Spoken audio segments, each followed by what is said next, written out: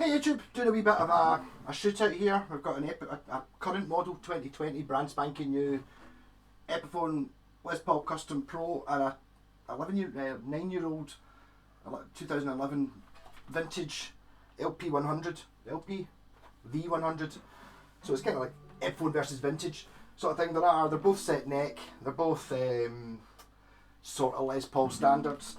Not a fantastic comparison really, because this one costs me twice as much as that one does, but so it's also got a Dussenberg Bigsby type thing on it, which will obviously alter things. Things are different string tensions and all sorts of things, and I've no idea what strings are on either of them. Well, I know it's Roto 10s that are on that, but I don't know what's on this because the strings are on it. This is just in for a setup. So I'm going to have this is my second attempt or third attempt doing the video, and what I'm going to try and do is I'm going to put a wee blues backing track in, play a little bit of solos on this guitar, and then hit the pause button, not the stop button this time. I'm going to actually move the wee arrow so it's above the pause button, so that I can come up, hit the pause button, swap the guitars, put the other guitar on, then hit the pause button again. It'll look like I've magically gone from playing this guitar to the other guitar, and I'll try and play a similar thing on both things. This one has push-pull pots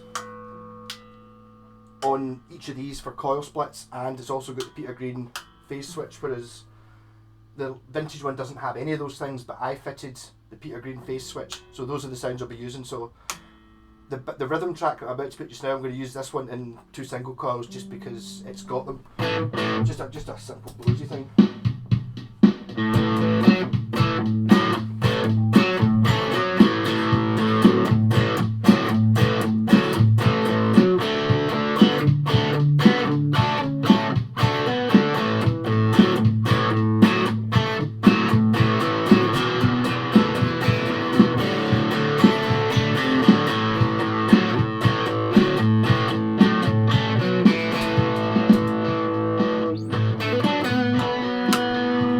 Back in bridge, I'm going to do bridge, neck, both, then both at phase, if I remember to do that.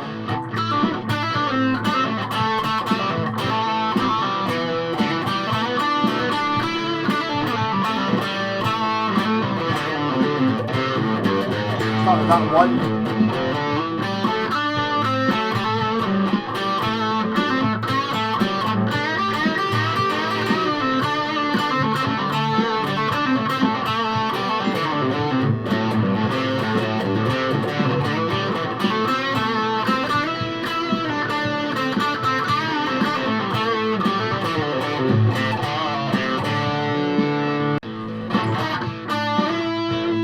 That goes smoothly. I can't remember what I was playing already.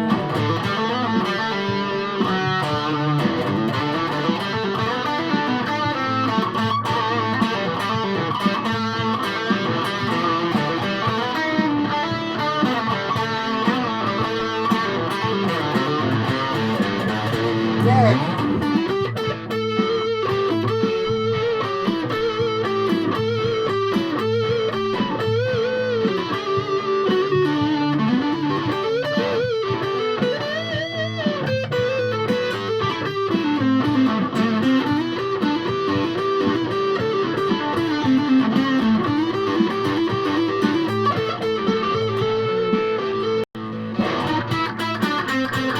Sorry, neck.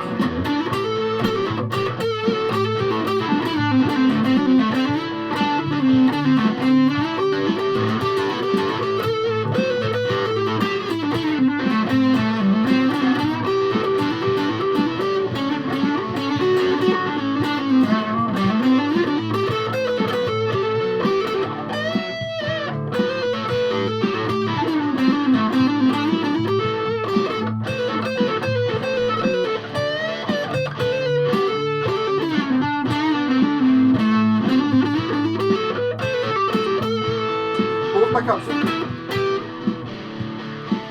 Not really good backing track.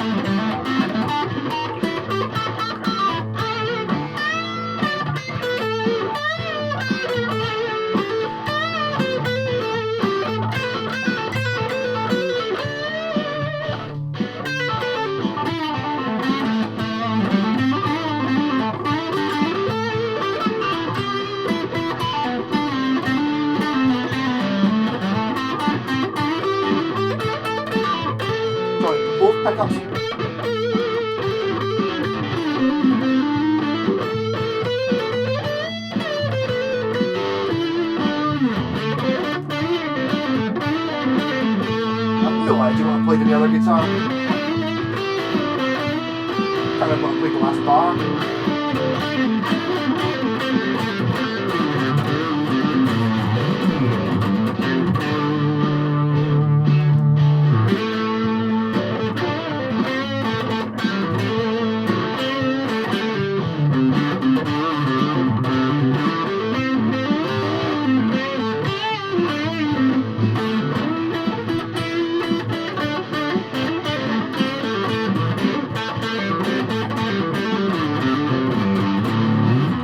Just in case you think I'm cheating, when I'm hitting the pause thing, what I'm actually doing is taking that lead out, picking up this guitar.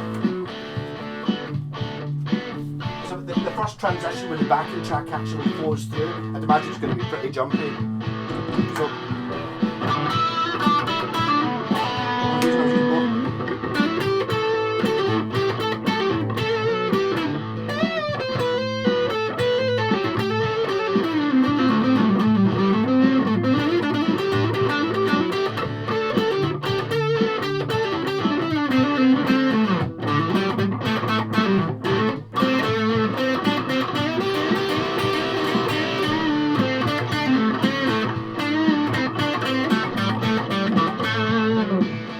that's good.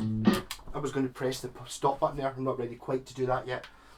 Yeah, so as I said, it's not really a fair comparison between the two because this guitar's a much more expensive one. It's got a very different feeling neck. This has got a, what it says in the online, it's a 60s slim taper. It's a really odd feeling neck. Probably not really odd if you've got lots of 60s, but I don't think I've ever come across it before. It's kind of, it feels quite, I'm not good at describing necks. It feels fat round the top, but it's thin, like this way. It's a weird one. That one's got a much more, whatever's on my, normally on that Gibson. This is a different type of thing. But the whole thing I'm playing, the backing track is done on this with both the pickups in single coil mode. I'm using the Joyo US Dream distortion pedal, which is just a cheapy sort of amp type overdrive. The Laney VC15, and it's playing through that cabinet. It's recorded just in the room with a mic there. I'm not sure how well, I might have to, I think maybe the way to do the comparison thing is to be a little bit more brutal with it, or maybe actually just do it in the editing process. This is maybe just this was like a wee trial run to see what happened when I just hit pause, which I think probably works if I'm just talking, but I think with the backing track, I'd imagine it's going to be, I tried to hit pause on the beat sort of thing, so it might be a wee bit all over the place, but you get the sort of rough idea. I should probably also play a sort of similar riff rather than just continue playing whatever I was playing. I mean, I kind of play the same thing all the time anyway, but so hopefully that was a bit interesting. So I mean, sound wise they both sound really good, and I don't think they really sound that different, to be honest. Which one do I like better? I don't really want to say, but that's because it's mine. It's like there is a thing in these things where it's like, oh, do you like which guitar do you like better? The one that's your new one or the one that's you borrowed off somebody? And it's like, well, obviously there's an unfair advantage bias in there to start with. I think I'd probably get used to this odd feeling neck. Some folk might love it immediately. I'm not loving it. I'm just not getting it yet. It's going to take me a wee while. It's quite bizarre because I've got so many guitars that have got really strange feeling necks on it. The one and that's like a Toblerone, which I loved immediately. This is just kind of like, oh, there's something funny about it, but you can't really put your finger on what it is. Is it maybe really square here or something? There's something. It's got a sort of. I mean, it's a proper Gibson thing. Even expensive ones you get them in slim taper necks and stuff like that. Whatever that slim taper thing means. So hopefully that was sort of entertaining. I've no idea what day this will go up. I'm probably not going to put out 3 Les Paul videos in 1 week. Try and spread it out a little bit, so this might be on a quiet day next week. Rock on, catch you later. But both good guitars. This one is it's an expensive guitar. This is more expensive than any guitar I've got. So for that, it's already weighted. I'm very biased against it for being really expensive, but it's very pretty. And if you really like Les Pauls, then that's your thing. And the string buckler seems to work. Seems to keep it in tune. I didn't use the trem in that because that one doesn't have one on it. Whether it's necessary, I can't say. But I mean, the guy, the owner did say it was going out of tune every time you touched this. Until they put that on, it was totally sorted. I think you could probably get around that by having a very well cut nut, but it doesn't completely solve the problem. You know what I mean? Also, you put pencil lead in there as well. Yeah, I've just noticed it in the corner of my eye there. My telly goes into shutdown mode if I don't touch it for an hour. Like and subscribe. I never ask anyone to like and subscribe. I notice everybody else does. Feel a wee bit like I'm some people going, oh please like me, but that these things make it just gets me more. It puts me up in the algorithm and stuff like that. So if you can like and subscribe and share it and do whatever other things suits, that'd be awesome. And